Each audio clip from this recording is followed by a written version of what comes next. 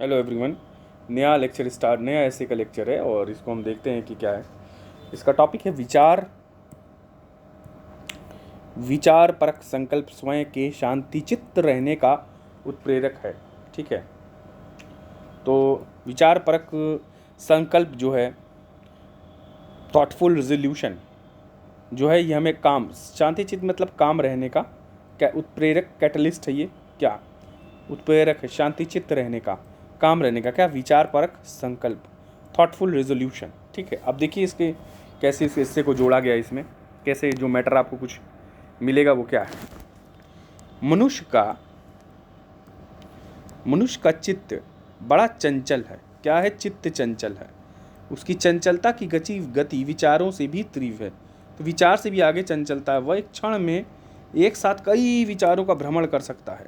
मानव मन की चंचलता से हमेशा हमेशा व्यग्र रहा है। वह करना कुछ चाहता है, उसका मन उसे कुछ और के लिए बाध्य करता है। वह सोचता कुछ है और चाहता कुछ है और तथा उसका मन उसे कहीं और ले जाता है। वह करता कुछ है और उसके मन में ख्याल कुछ और चलते हैं।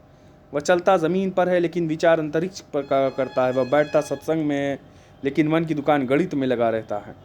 मन की चंचलता को लेकर कई कवियों दार्शनिक ने खूब लिखा है। कबीर कहते हैं कि कबहुक मन गगन ही चढ़े, कबहू गिरे पाताल।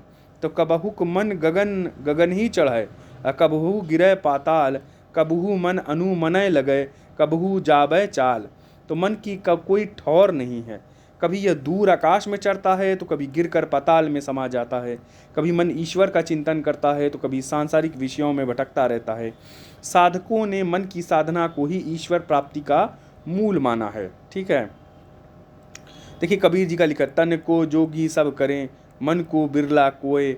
सब सिद्धि सहजय पाइए, जो मन जोगी होए। तो ये सारी चीज़ें कोट आप याद कर लीजिए इसको। मनुष्य की आकांक्षा सब कुछ पा लेने की होती है। वह एक साथ अंतरिक्ष और समुद्र को बाहों में भर लेना चाहता है।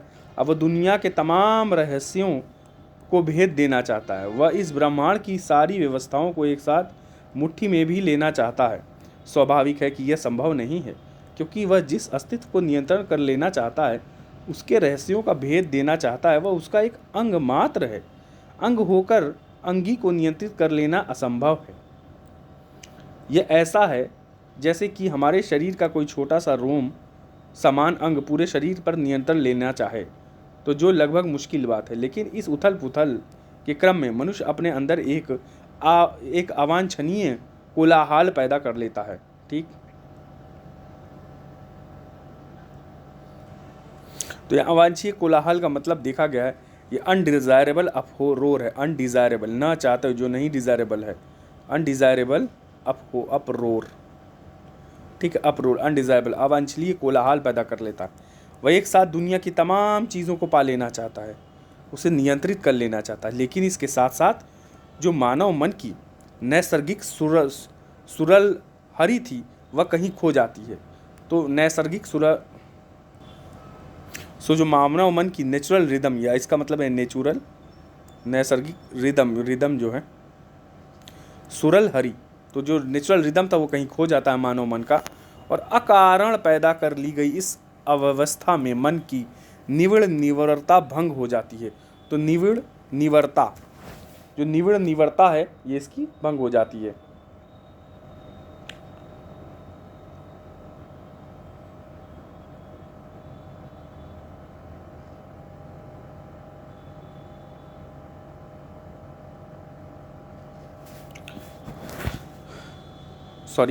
निवरता भंग हो जाती है और पुनः मनुष्य उस शांति के लिए, चित्त एवं नैसर्गिक अनुभूति के लिए यहाँ भटकता रहता है। वह चित्त की शांति के लिए कभी मंदिर, कभी मस्जिद, कभी गुरुद्वारे जाता है, कभी फ़कीरों के दरवाजे खटखटाता है, तो कभी जंगल और पहाड़ों की ओर उन्मुख होता है। लेकिन वह शांति जो कहीं खोई नहीं है, बल्कि बाहरी कोलाहल से केवल आवृत कर दी गई हो, उसे बाहर की दुनिया में खोजने से बहुत अंदर नहीं प्रभाव पड़ता है, बल्कि अशांति का एक कारण और बढ़ जाता है। खोजा उसे जाता है जो कहीं खो गया हो। चित्त की शांति हमारी स्वभाव है और वह कहीं खो नहीं सकता, केवल उस पर बाहरी आवरण पड़ गए हैं जिन्हें हटाने भर की ज़रूरत है। ठीक वैसे ही जैसे सूर्य के ऊपर बादलों की धुंध पड़ जाती है और सूर्य के प्रकट होने में मात्र बादलों को हटाने भर की देर होती है। अब प्रश्न उठता है कि चित्त की शांति का उपाय क्या है, और कौन सी विधि है जिससे शांत चित्त की स्थिति को प्राप्त किया जा सके। उत्तर है कोई अलग विधि नहीं है, इसकी केवल एक ही विधि है, वह सारी विधियों को हटा देना। ठीक है, जब मन के अंदर के सारे कोलाहल गिर जाएं तो शेष बचेगा वह चित्त की शांत स्थिति है। जब विचारों में चल रहे सारे शोर ठहर जाएं तो जो अनाहल सुर लहरी उठेगी वही चित्त की शांति है। मन के अंदर को कोलाहल को समाप्त करने के लिए ज़रूरी है कि मन के अंदर उठ रही विचारों तरंगों को साक्षी भाव से देखना, अपने हर कृत्य के प्रति होशपूर्ण होना।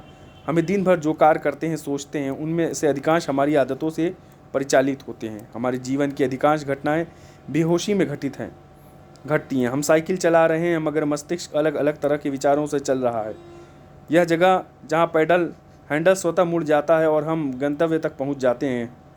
इस प्रकार एक साथ मन में सारे विचारों के चलने तथा अलग अलग कृतियों पर हमारे स्वयं नियंत्रण नहीं होने से हमारे अंदर द्वैत पैदा हो जाते हैं, जो अंदर कोलाहल पैदा करता है और शांति का ये कारण बनता है। और हम क्रोध करते हैं मगर यह होश क्रोध करते समय नहीं होता कि हम क्रोध कर रहे हैं। कोई हिंसा कर रहा है मगर हिंसा के समय वह भूल जाता है कि वह हिंसा कर रहा है। भोजन करते समय हमें याद नहीं होता कि हम भोजन कर रहे हैं। हम आदतन भोजन करते हैं और मन के अंदर विचारों का कोलाहल चलता रहता है। यह स्थिति चित्त की व्यग्रता की कारण बनती है। एक साथ चित्त अतीत, वर्तमान और भविष्य के कई सारे विचारों और कृत्यों में उलझ जाता है और इस क्रम में जो वर्तमान में चल रही घटना है उसके प्रति हम बेहोशी की स्थिति में आ जाते हैं, जो चित्त को बेचैन करता है। शांत चित्त स्थिति के लिए ज़रूरी है कि हर घड़ी अपने प्रति होशपूर्ण रहना, माइंडफुलनेस, विचार परक संकल्प की स्थिति हो। तो हम होश रहें, माइंडफुलनेस रहें और विचार परक संकल्प की स्थिति हो। हर क्षण अपने कृत्यों के प्रति विचार परक होना, होश से भरा होना। तो हर क्षण जो अपना कृत्य आप कर रहे हैं और प्रेजेंट को सोचते हुए प्रति विचार परक होना और होश से भरा होना। हर घड़ी होशपूर्ण होकर ही चित्त के अनर्गल कोलाहलों से उबरा जा सकता है और मन की निर्वत्ता को प्राप्त किया जा सकता है। इसके लिए ज़रूरी है कि जिस घड़ी जो कार्य कर रहे हैं केवल उसी प्रति विचार परक होना। भाई जो काम कर रहे हो जिस वक्त उसी के बारे में सोचो और प्रेजेंट में जियो, बहुत ज़्यादा पास्ट में नहीं, बहुत ज़्यादा फ्यूचर में नहीं। अगर हम भोजन कर रहे हैं तो हर घड़ी इस बात का होश कि मेरे द्वारा भोजन किया जा रहा है, ठीक है या कौर उठाया जा रहा है या भोजन चबाए निकला, तो इसके बारे में सोचिए। अब अगर हम सड़क पर चल रहे हैं तो इस बात के प्रति विचार परख होना कि कदम उठ रहे हैं, कदम धरती पर गिर रहे हैं, आगे बढ़े जा रहे हैं। अगर शरीर पर बैठी मक्खी भी उड़ाई जा रही है तो होश में या मक्खी उड़ा रहा हूँ, ठीक है। तो अगर क्रोध कर रहे हैं तो इस बात की प्रति चेतना का क्रोध घट रहा है, तो इस बात के प्रति चेतन की क्रोध हमारा घट रहा है, क्योंकि इसके माध्यम से हिंसा चित्त में प्रवेश कर रही है। अगर व्यक्ति यह द्वैत साध ले तो साधना फलित हो जाएगी, योग पूर्ण हो जाएगा और ध्यान की उपलब्धि है। देखिए एक बार और पढ़ते हैं। अगर क्रोध कर रहे हैं तो इस बात के प्रति चेतन की क्रोध घट रहा है, क्योंकि इसके माध्यम से हिंसा चित्त में प्रवेश कर रही है। अगर व्यक्ति यह द्वैत साध ले तो साधना सफल हो जाएगी, योग पूर्ण हो जाएगा, ध्यान की उपलब्धि हो जाएगी। उपनिषदों में इसी स्थिति को साक्षी भाव की स्थिति दी गई है। तो साक्षी भाव, तो उपनिषद का साक्षी भाव आप कोट कर सकते हैं आंसर में। साक्षी भाव की स्थिति कहा गया और हर घड़ी स्वयं के कृत्यों की प्रति साक्षी होना। तो जो आप कर रहे हैं हर घड़ी उसके प्रति साक्षी रहें, एविडेंट रहें कि आप हुआ है कि नहीं, आपके साथ खोए हैं। बौद्ध दर्शन में स्थिति को प्रज्ञा कहा गया। तो बौद्ध दर्शन में इसको क्या कहा गया? प्रज्ञा कहा गया। तो प्रज्ञा और साक्षी भाव, तो एक साक्षी भाव हो गया और दूसरा हो गया प्रज्ञा।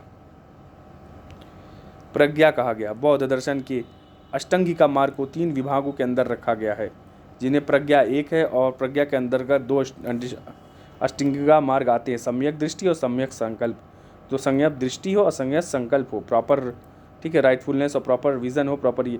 अतः शांति चित्त स्थिति के लिए प्रज्ञा की स्थिति का होना अनिवार्य है। तो अतः शांति चित्त स्थिति के लिए प्रज्ञा की स्थिति होना अनिवार्य है। निबंध का शीर्षक ठीक है कि विचार परस्त संकल्प स्वयं के शांति चित्त रहने का उत्प्रेरक है। शांति चित्त स्थिति के लिए विचार परक संकल्प तो आवश्यक शर्त है ही, लेकिन केवल यह अनिवार्य नहीं है। ये शांति चित्त स्थिति का उत्प्रेरक हो सकता है, परंतु चित्त की प्रज्ञा स्थिति की प्राप्ति, जो प्रज्ञा आपको चाहिए, प्रज्ञा जो बौद्ध में कहा गया है प्रज्ञा, प्राप्ति के लिए विचार परक संकल्प के साथ साथ विचार परक दृष्टि भी अनिवार्य शर्त है। प्रसिद्ध कवि अज्ञेय अपनी कविता असाध्य वीणा में इसी द्वैत मुक्त और शांति चित्त स्थिति की ओर संकेत करते हुए लिखते हैं कि पर उस स्पंदित सन्नाटे में मौन प्रियंवद साध रहा था वीणा, नहीं स्वयं अपने को शोध रहा था, सघन निविड़ में वह अपने को सौंप रहा था उसी किरीटी तरु को।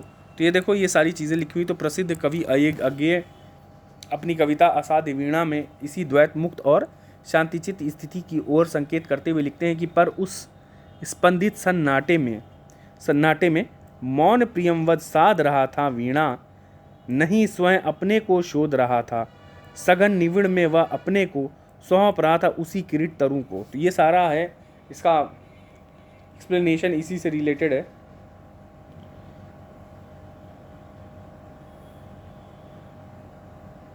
तो इसका मतलब है कि एक साइलेंस में, एक सन्नाटे में ये जो प्रियंवद था ये वीणा प्रैक्टिस कर रहा था, ये प्रियंवद थे जो वीणा प्रैक्टिस कर रहे थे, नहीं स्वयं अपने को शोध रहा था। No he was researching himself, तो वो अपने आप को खोज रहा था। इन द डेंस वाटर, उस पानी में, ठीक है, in the dense water he was handing over to the same कृति तारू। तो ये सारी चीज़ें हैं। देखिए मैं अच्छे से एक्सप्लेन नहीं कर पाया हूँ, I just translated it, so please. तो मौन देखो अपने आप को, तो वो वीणा चला रहा था, स्वयं अपने को शोध रहा था, ही वॉज सर्चिंग हिमसेल्फ। सघन निविड़ में वह अपने को, सघन निविड़ में, नविड़ वाटर शायद, इन the dense water he was handing, वो अपने को सौंप रहा था उसी किरीट तरु को। तो आगे देखिए, भूल गया था केश कंबली राजसभा को, ये सारी चीज़ें हैं। ये भी कोट है, आप हिंदी वाले छात्र अच्छा एक्सप्लेन करेंगे,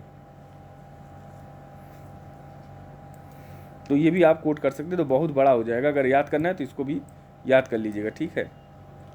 सो हम यह लेक्चर ये वाला एंड करते हैं यहाँ।